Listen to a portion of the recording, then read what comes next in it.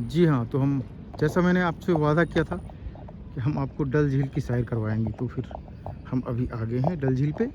ये देखिए, थोड़ा हल्का-हल्का सा जो है शाम जो है अब दस्तक दे रही है। अच्छा लग रहा है, थोड़े से बादल का भी आगमन हुआ है, तो थोड़ी गर्मी से भी राहत मिली है।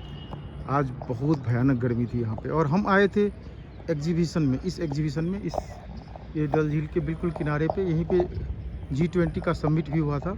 और अभी-अभी जस्ट हमने अपना ऑफ़िशियल ज़िम्मेदारी निभा के थोड़ा-सा हल्का भी महसूस कर रहे हैं। तो आइए आइए हम कुछ ऐसे लोगों से आपको मिलाते हैं जो इसके आयोजक रहे हैं और वो बताएँगे आपको कि इसका जो बेसिकली क्या है कि पर्पस क्या है और हम लोग क्या अचीव करना चाहते हैं। तो आइए इनसे मिलते हैं। ये हैं आशीष जैन साहब और आप डिप्टी डायरेक्टर जनरल हैं FIO की, यानी federation of Indian export organisation की। आशीष जी, आप बताइए कि जो इसका जो आयोजन हुआ है, इसका मूल मकसद क्या है?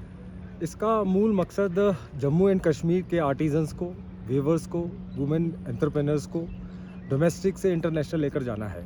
आज के टाइम में कश्मीर की इतने बढ़िया प्रोडक्ट्स हैं, चाहे वो पश्मीना हो गया, चाहे वो फूड प्रोडक्ट्स हो गया, चाहे वो आपका जो एग्री आइटम्स हो गए, स्पाइसेस हो गए। आज के टाइम में दुनिया भर के बायर्स पहले यहाँ पर आते थे, बट आज के टाइम में इसकी बहुत ज़रूरत है कि वर्ल्ड के अंदर यहाँ के प्रोडक्ट्स को प्रोवाइड किया जाए, यहाँ के प्रोडक्ट्स के बारे में बताया जाए। इसी उद्देश्य से हमने यहाँ पे एक रिवर्स बायर सेलर मीट करी थी। जी, आपने देखा कि इन्होंने कितनी चतुराई से इस बात को ज़ाहिर किया कि भई चूँकि आज के ज़माने में, आज की इकोनॉमी में फ़ॉरेक्स बड़ा इम्पोर्टेंट रोल प्ले करता है। और जब हमारे जो जो ये आर्टिज़न्स हैं, छोटे-छोटे उद्योग करने वाले लोग हैं, ये अगर इंटरनेशनल मार्केट में इनको एक्सपोज़र मिलेगा और इससे ये फ़ॉरेन एक्सचेंज अर्न करेंगे, तो ये हमारी इकोनॉमी के लिए कितना अच्छा रहेगा, ये हम सभी जानते हैं। आशीष जी, एक चीज़ और जानना चाहेंगे, आपको क्या उम्मीद है, इससे कितनी प्रगति हो सकती है? ये हमारा पहला इवेंट था जो हमने जम्मू एंड कश्मीर गवर्नमेंट के साथ किया था। जो हमने यहाँ पे प्रोडक्ट्स देखे, वर्ल्ड क्लास प्रोडक्ट्स हैं, सारे के सारे हाथ के बने हुए प्रोडक्ट्स हैं। और इनको प्रोडक्ट्स को बनाने में यहाँ के जो वीवर्स हैं, यहाँ के जो आर्टिजन्स हैं, यहाँ की जो वुमेन एंटरप्रेन्योर्स हैं, बहुत टाइम लगाते हैं, बहुत बारीकी से यहाँ पे इसको काम करते हैं।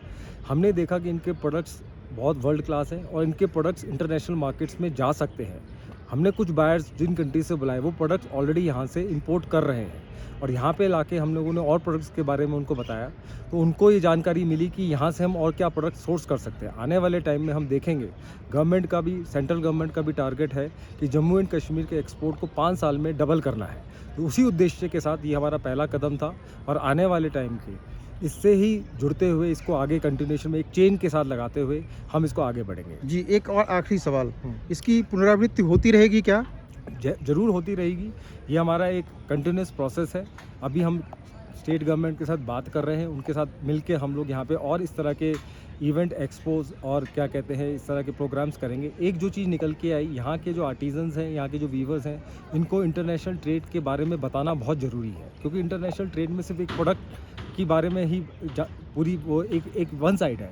उनको ये बताना ज़रूरी है कि वहाँ इंटरनेशनल मार्केट में क्या डॉक्यूमेंटेशंस हैं, क्या स्टैंडर्ड्स हैं, क्या ट्रेनिंग देनी चाहिए, ताकि वो एक्सपोर्टर, वो बायर के साथ अच्छे तरीके से बात करके प्राइस कोट कर और सकें। एक महत्वपूर्ण पहलू है कि मार्केट एक्सेस, बिकॉज़ हमारे पास कला भी है, हमारे पास कल्चर भी है और हमारे पास शायद क्वालिटी भी है। करेक्ट। और हम इन लोगों को मार्केट अवेलेबल करा भी रहे हैं। तो बट इन लोगों को डायरेक्ट मार्केट एक्सेस मिले, इसके लिए हमारी जो ऑर्गेनाइजेशन है FIO और सरकार दोनों मिलके किस तरह की प्लानिंग कर रही है, ताकि आने वाले समय में इन लोगों को अच्छे से एक्सेस मिले ऐसे जगहों पे जो ट्रेडिशनली हमारा मार्केट नहीं रहा देखिए, है। 2 चीज़ें हैं। मार्केट एक्सेस कराने के 2 तरीके होते हैं। या तो हम बायर को इंडिया के अंदर लेके आएँ, या फिर हम इनको इंटरनेशनल मार्केट्स में लेके जाएँ। जो आज हमारा इवेंट हुआ, उसमें हम लोगों ने बायर्स को बाहर से बुला के लाए।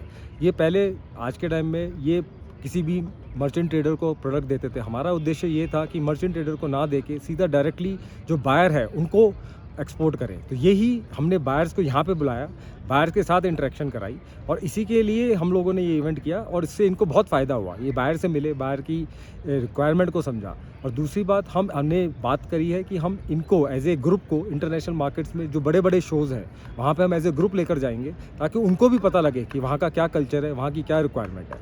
इसी उद्देश्य के साथ हम लोग एक कैलेंडर ऑफ इवेंट्स बनाने की बात चल रही है। फिर हम इसी दिशा में काम तो करेंगे। देखा आपने कि किस तरह से हमारी संस्था जो है federation of Indian export organisation, इसको पॉपुलरली लोग FIO के नाम से ज़्यादा जानते हैं। तो FIO किस तरह से इस तरह के आयोजन से हमारे उन लोगों तक पहुंचने की कोशिश करिए जिन्होंने कभी शायद सपने में भी नहीं सोचा था कि हम कभी इंटरनेशनल मार्केट में अपने प्रोडक्ट को पहुंचा पाएंगे।